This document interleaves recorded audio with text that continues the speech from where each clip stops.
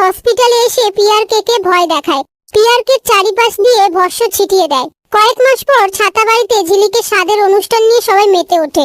এরপর পিয়ারকে সেই দিন বাইরে চলে যাবে ঠিক করলে নীলিমা পিয়ারকে যেতে বারণ করলে পিয়ারকে বলে, আমি তো ওখান থেকে একটা জিনিস আনতে যাচ্ছি, তাছাড়া কোম্পানির অবস্থাও ভালো নেই, সেটা তো একটু সামলাতে হবে। নীলিমা বলে, আমি সবসময় তোমাকে এরকম ভাবেই দেখতে চেয়েছি, সবাইকে ভয় দেখিয়ে নয়, ভালোবেসে সবাইকে একটু নতজানু করে রাখো। পিয়ারকে বলে, তোমার মতো স্ত্রী থাকতে সবকিছু ভালো হবে। এই নিয়ে তাদের মধ্যে কথা হতে থাকে। ওদিকে গৌরব ঝিলিককে নিজের হাতে সাজিয়ে দেয়। তারপর ঝিলিক আয়নাতে দেখে বলে, আমাকে এত সুন্দর আগে কখনো লাগেনি, তুমি নিজের হাতে সাজিয়ে দিয়েছো বলে। গৌরব বলে, তুমি সুন্দর বলেই তোমায় বিয়ে করেছি।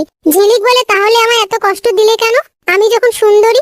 গৌরব ঝিলিকের গালে কিস করে বলে, কারণ তুমি মিষ্টি তাই। তখন ঝিলিক চিৎকার করে উঠলে গৌরব বলে, কি হয়েছে? ঝিলিক বলে, ও না খুব রাগ করে, ওর বাবা যদি ওর মাকে শুধু ভালোবাসে। তারপর গৌরব ঝিলিকের পেটে হাত দিয়ে তাদের সন্তানকে আদর করে। অন্যদিকে গোরা কালুকে ফোন করে বলে, তোকে যেই কাজটা দিয়েছি সেটা করবি, না হলে তুই আমি দুজনেই শেষ।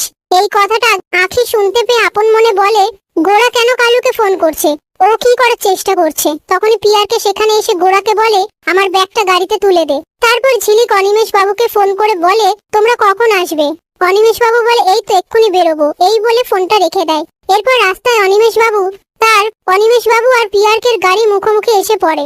এদিকে ঝিলিকের স্বাদের অনুষ্ঠান পর্ব শুরু হয়ে যায়। সেই সময় পলি আখিকে বলে, তুই ঝিলিককে কি দিবি? পাশ থেকে রাইমা বলে, ওর কি আছে দেবার? তখনই দেবা বলে, কেন, ও বস্তির ছেলের বউ বলে, আপনারা তো উপহার কিনে নিয়ে এসেছেন। আর আখি ঝিলিকের জন্য নিজের হাতে উপহার বানিয়ে নিয়ে এসেছে।